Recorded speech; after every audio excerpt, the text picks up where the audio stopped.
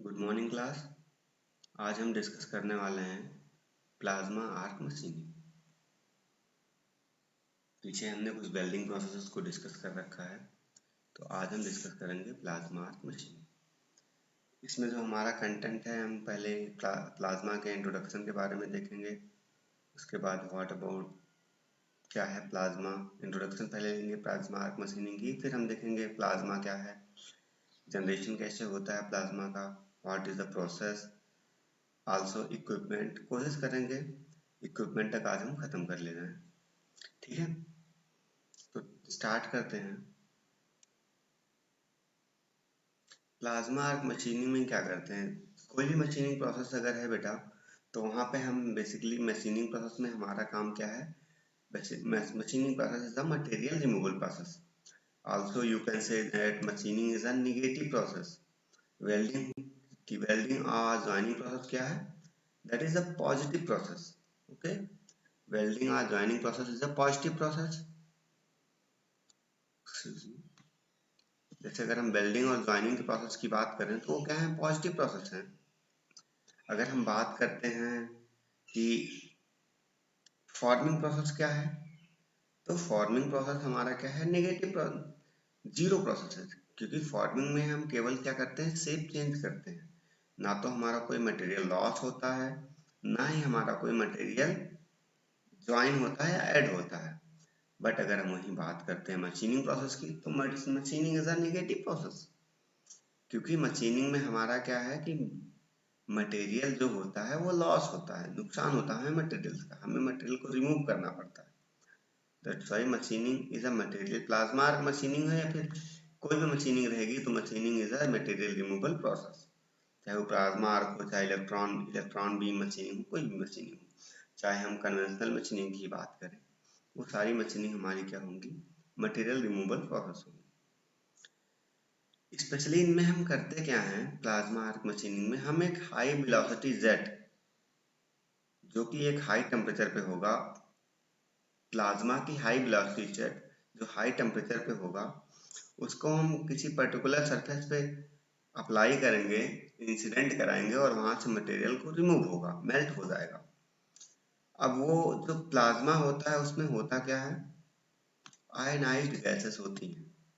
किस टेम्परेचर के around, 11,000 to 30,000 degree centigrade, इतना टेम्परेचर होता है। जो वेलोसिटी, हाई वेलोसिटी तो होती है, but at high temperature, temperature कितना होता है, 11,000 to 30,000 डिग्री सेंटीग्रेड। अगर आयोनाइज्ड गैसों का टेम्परेचर इतना हो जाएगा तो ये जिस किसी पर्टिकुलर पॉइंट पे कंसंट्रेट करेंगी, वहां से मटेरियल अपने आप मेल्ट कर जाएगा, वेपोराइज हो जाएगा, या फिर आप कह दीजिए कि मशीनिंग परफॉर्म हो जाएगी, ठीक है।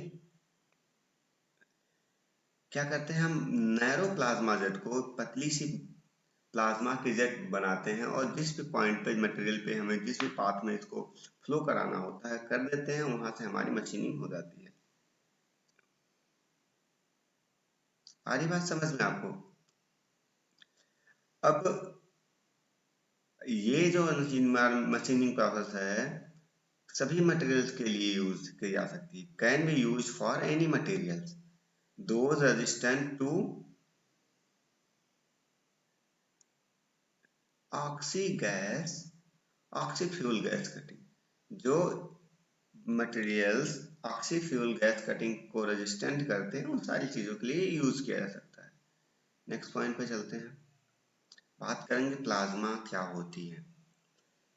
जो चीज हम यूज कर रहे हैं, जिसकी हेल्प से हम मशीनिंग कर रहे हैं, जो चीज हमें कटिंग में यूज करनी है, वो एक्चुअली में वो है क्या, व्हाट इज प्लाज्मा, क्वेश्चन हमारा ये है।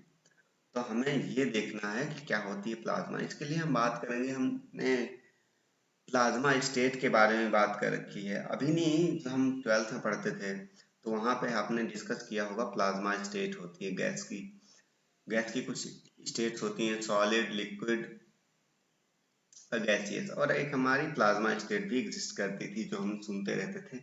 लेकिन एक्चुअली में होती क्या है प्लाज्मा स्टेट, उसके बारे में हम बात करेंगे।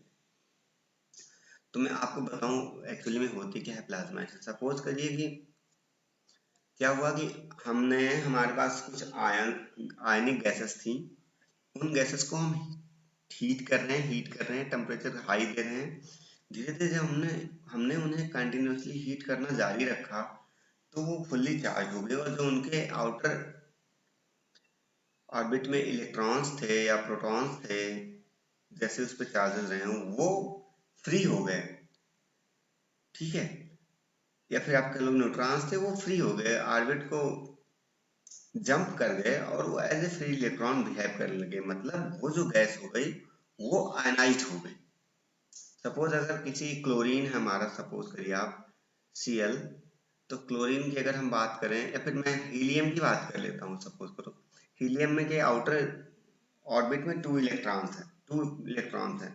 अगर एक इलेक्ट्रॉन निकल जाएगा वहां से तो क्या होगा, पॉजिटिवली आयनाइज हो जाएगा।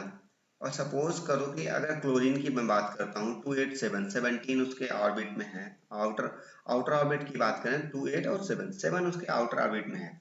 अगर एक इलेक्ट्रॉन वहां पे आ जाए तो वो स्टेबल हो जाएगा। तो एक इलेक्ट्रॉन मान लिया हम लेके आ रहे हैं आर्गन से या सोडियम से लेके आ रहे हैं, तो सोडियम से अगर हम एक इलेक्ट्रॉन वहां दे रहे हैं तो सोडियम पे पॉजिटिवली चार्ज आ जाएगा, पॉजिटिवली आयनाइज हो जाएगा। या फिर हमने क्लोरीन में एक इलेक्ट्रॉन लिया तो वो क्या होगा, नेगेटिवली आयनाइज हो जाएगा। ये चीजें हैं, जहां से भी इलेक्ट्रॉन निकलेगा वो आयनाइज हो जाएगा पॉजिटिवली। ठीक है, तो ये चीज है, जब जो गैसेस आयनाइज हो गई और वो हैं किस पे, हाई टेम्परेचर पे, तो बिहेव्स लाइक एज प्लाज्मा। ठीक है, थोड़ा देखते हैं क्या है। Mixture of free electrons, positively charge ions and neutral atoms, तीनों का मिक्सचर होता है। ठीक है, इसमें पॉजिटिव आयन भी होते हैं, न्यूट्रॉन्स भी होते हैं, इलेक्ट्रॉन्स भी होते हैं, सब होते हैं, but they are all in ionized state. मेरी बात ध्यान दीजिएगा आप लोग, but they are all in ionized state obtained by heating gas at high temperature so that it is partially ionized। जब गैसेस आयनाइज हो जाएंगी तो ये इलेक्ट्रॉन्स, प्रोटॉन्स, न्यूट्रॉन्स, ये सारी चीजों को रिलीज करेंगे। क्यों, कैसे गैसेस आयनाइज होंगी? गैसेस आयनाइज तभी हो सकती हैं जब ये इलेक्ट्रॉन या प्रोटॉन को रिलीज करेंगी, तभी आयनाइज होंगी। मे बी पॉजिटिवली आयनाइज हो, मे बी नेगेटिवली आयनाइज हो। ओके, अगर हम बात करें कि जो जोन है, सेंट्रल जोन, मतलब इस जोन की मैं बात कर रहा हूँ, इस पर्टिकुलर जोन की, तो यहाँ पे जो टेम्परेचर होगा वो कितना होगा, अराउंड 15,000 डिग्री सेंटीग्रेड। आ रही बात समझ में आपको? यहाँ पे जो टेम्परेचर होगा वो होगा अराउंड 15,000 डिग्री सेंटीग्रेड। कब, जब ये गैसेस यहाँ से फ्लो करेंगी, जो मिड जोन का होगा टेम्परेचर गैसेस के, वो होगा 15, प्लाज्मा गैसेस के वो होगा 15,000 डिग्री सेंटीग्रेड, और वो जोन पूरा होगा फुल्ली आयोनाइज होगा। यहाँ पे ऐसा नहीं होगा कि ये पार्शली आयोनाइज हो, ये जोन पूरा कंप्लीटली आयोनाइज होगा। ठीक है,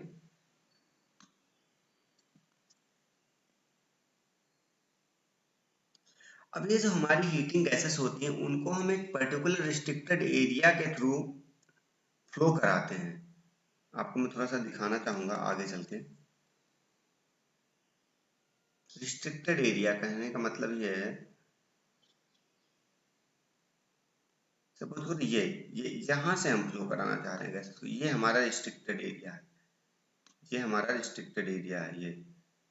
तो यहाँ से हमने इसको, ये जो बीच वाला एरिया है, ये वाला एरिया, यहाँ से हम गैसेस को फ्लो करा रहे हैं। क्यों ऐसा कर रहे हैं हम, रिस्ट्रिक्टेड एरिया से गैसों को क्यों फ्लो कराते हैं?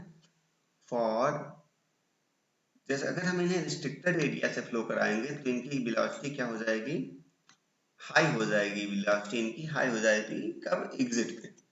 तो इसीलिए हम इनको रिस्ट्रिक्टेड एरिया के थ्रू फ्लो कराते हैं।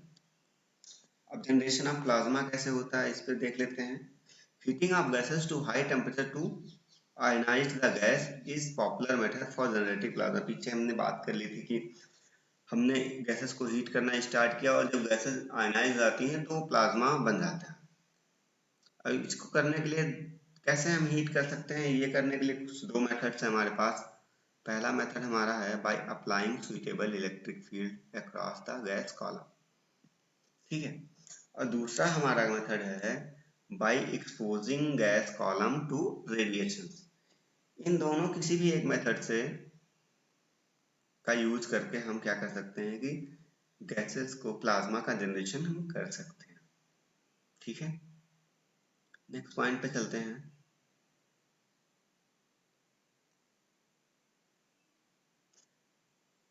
अगर हम गैसेस को हीट करते हैं तो क्या क्या पॉसिबिलिटीज बनती हैं उसके बारे में हम थोड़ा देखते हैं।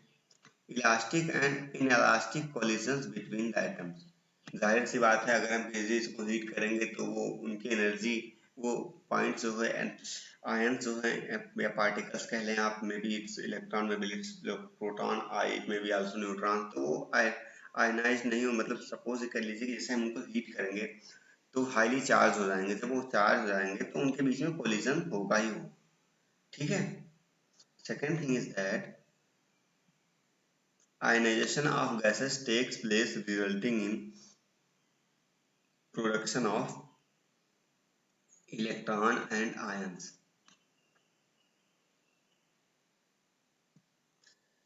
अब ये इलेक्ट्रॉन एंड आयंस का प्रोडक्शन कैसे होगा, इसके बारे में हम पहले भी बात कर चुके हैं। जैसे हमने एलबीएम में बात की थी, उसी हिसाब से जैसे हम गैसेस को का टेम्परेचर इंक्रीज करेंगे और आयनाइज होती जाएंगी गैसेस, तो उनका वो इलेक्ट्रॉन्स का प्रोडक्शन करेंगे और क्या करेंगे, आयंस का प्रोडक्शन करेंगे।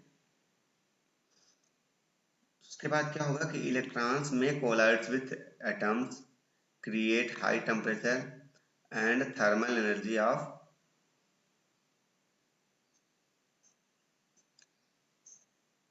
and thermal kinetic energy of atoms। High temperature create करेंगे और thermal kinetic energy of atom create करेंगे।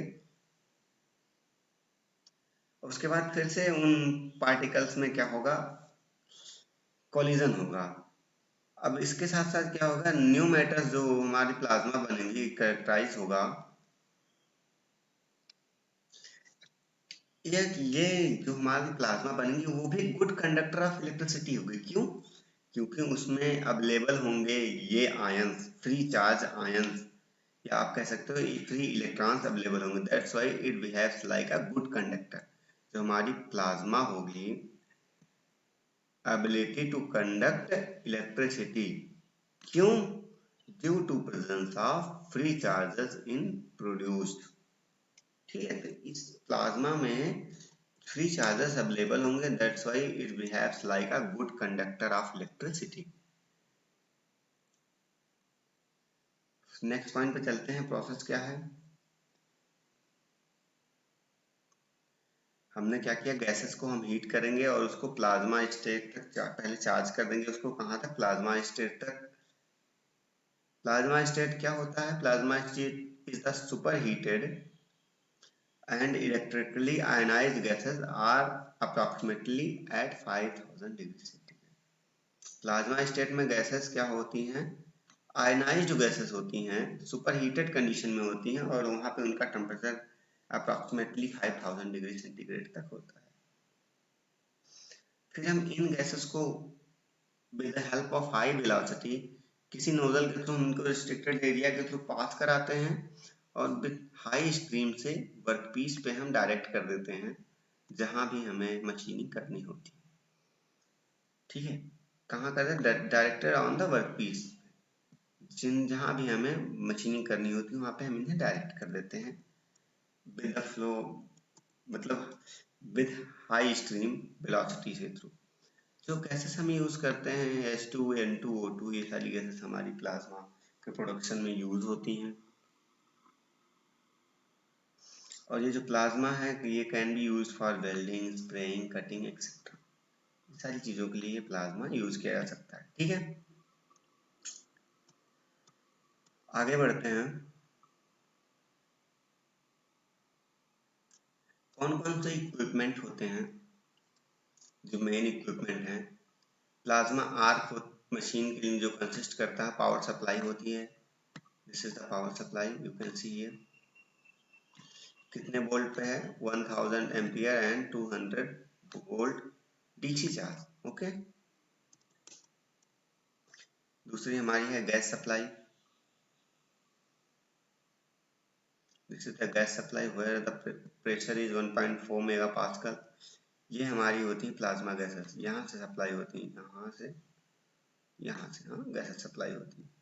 तो ये हमारा डायरेक्शन है गैस सप्लाई करने का। ठीक है, प्लाज्मा गैसेस जहाँ से हम सप्लाई कराते हैं। कूलिंग वाटर सिस्टम है, सपोज कर सकते हैं ये हमारा वाटर कूल्ड जोन है, ये हमारी वाटर कूल्ड नोजल है, इसमें हमारी वाटर फ्लो करती है, कूलिंग वाटर सिस्टम है हमारा। ठीक है,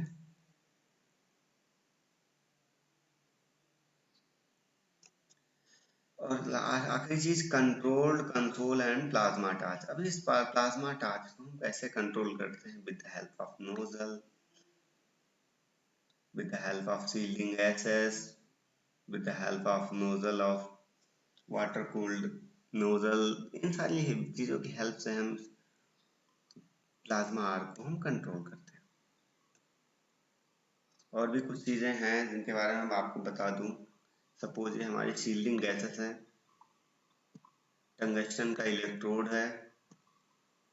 शील्डिंग गैसेस का मेनली हमारा काम होता है कि है जो इन्वायरमेंट से प्लाज्मा को सेपरेट करती हैं और किसी भी केमिकल रिएक्शन से प्लाज्मा को बचाती है। जो इन्वायरमेंटल में गैसेस अवेलेबल हैं उनसे रिएक्ट करने से प्लाज्मा को बचाती है। और अगर मैं बात करूं नेक्स्ट पॉइंट की, टंगस्टन इलेक्ट्रोड जो है हमारा हाई कंडक्टिव इलेक्ट्रोड होता है। ठीक है, बात करेंगे नेक्स्ट पॉइंट की, पावर सप्लाई की हम बात करेंगे। तो power supply uses DC power supply. DC power supply हम इसलिए यूज करते हैं क्योंकि यहाँ पे जो साइकिल्स होती है एक ही डायरेक्शन में होती है, तो पोलरिटी बार बार चेंज नहीं होती है। That's why we are using DC power supply. The power supply should have saturation current beyond which the current should not rise even for short circuit। Okay, क्योंकि जो हम डीसी पावर सप्लाई को हम use करेंगे तो बात करूंगा मैं सैचुरेशन करंट की। What it mean saturation current? Saturation वो चीज होता है जहाँ पे प्लाज्मा का फॉर्मेशन स्टार्ट हो जाता है या प्लाज्मा फॉर्म हो जाता है, वो करंट। तो हमें उस करंट को डीसी पावर सप्लाई को मेंटेन करके रखना है, और इस करंट को हमें इतना ज्यादा नहीं बढ़ाना है, नॉट राइज करना है, शुड नॉट राइज, ये ज्यादा बढ़नी नहीं चाहिए थी कि शॉर्ट सर्किट हो जाए, इतना भी हमें इसे इंक्रीज नहीं कराना है। ठीक है,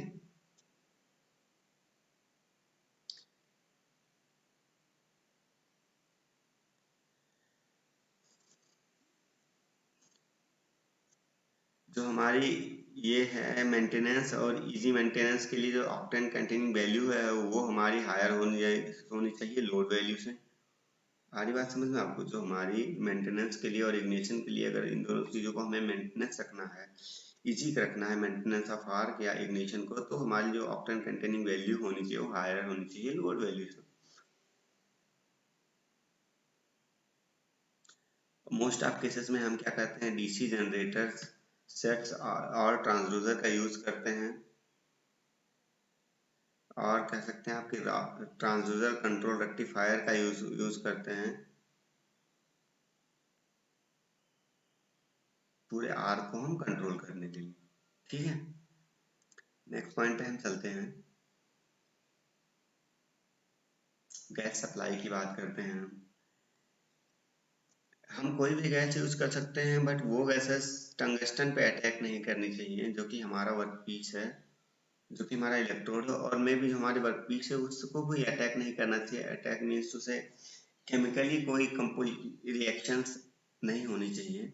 तो हम कोई भी गैसेस यूज कर सकते हैं, ऐसा कोई हमारे पास कंपल्सरी नहीं है कि हाइड्रोजन हमें यूज करना है, नाइट्रोजन यूज करना है, ऐसा कोई पास कंपल्सरी नहीं। ठीक है, नेक्स्ट पॉइंट की मैं बात करता हूँ। प्रेशर जो है जो हम रखते हैं गैस सप्लाई में 1.4 मेगा पास्कल, वो क्या करता है, जो प्लाज्मा की वेलोसिटी है वो उसको इंक्रीज कर देता है अप टू 100 मीटर पर सेकेंड तक। ठीक है, तो इसलिए that's why we are going for such type of pressure. such a high pressure, you can say.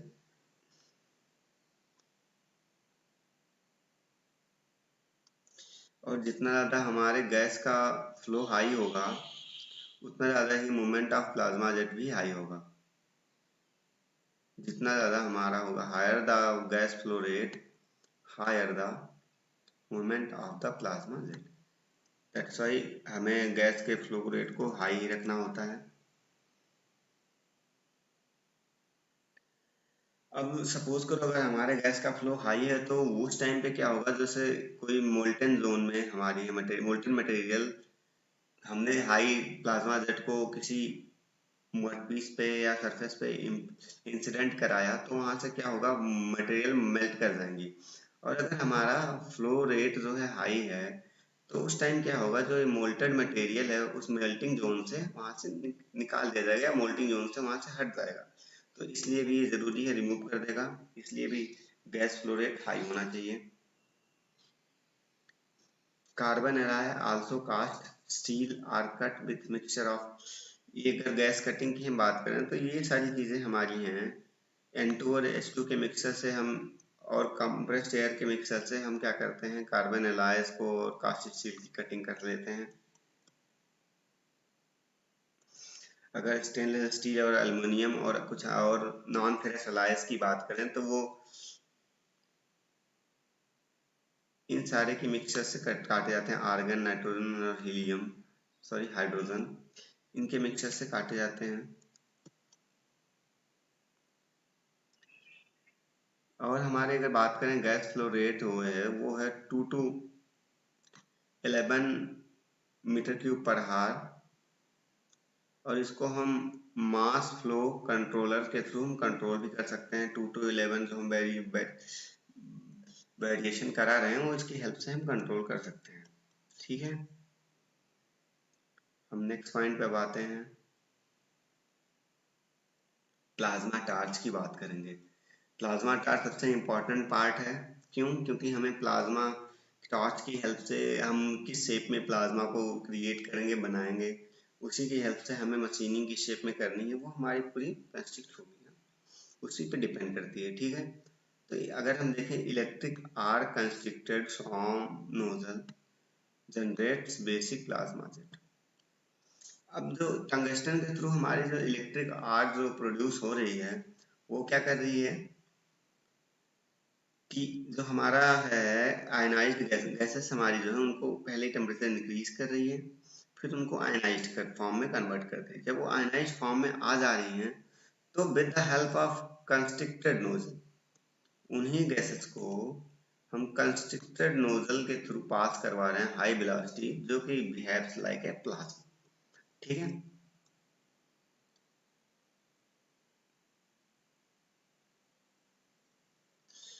तो ये जो नोजल है डाइवर्ज ना करके आर्क को ओपन आर्क में डाइवर्ज ना करके क्या कर रही है, नोजल क्या कर रही है, कंस्ट्रिक्ट कर रही है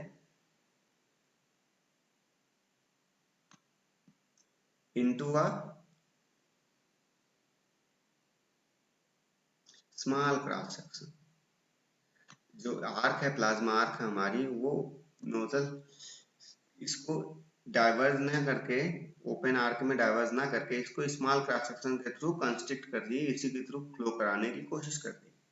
ठीक है, अगर हम प्लाज्मा आर्क की क्लासिफिकेशन की बात करें तो वो क्लासिफाई हो सकती हैं as a air plasma torch,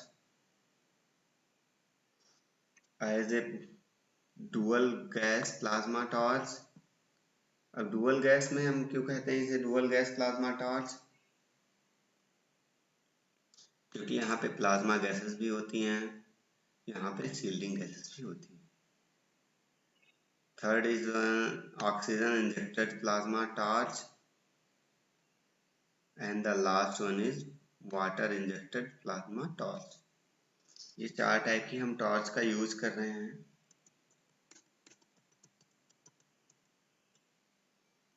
next slide पे चलते हैं हम।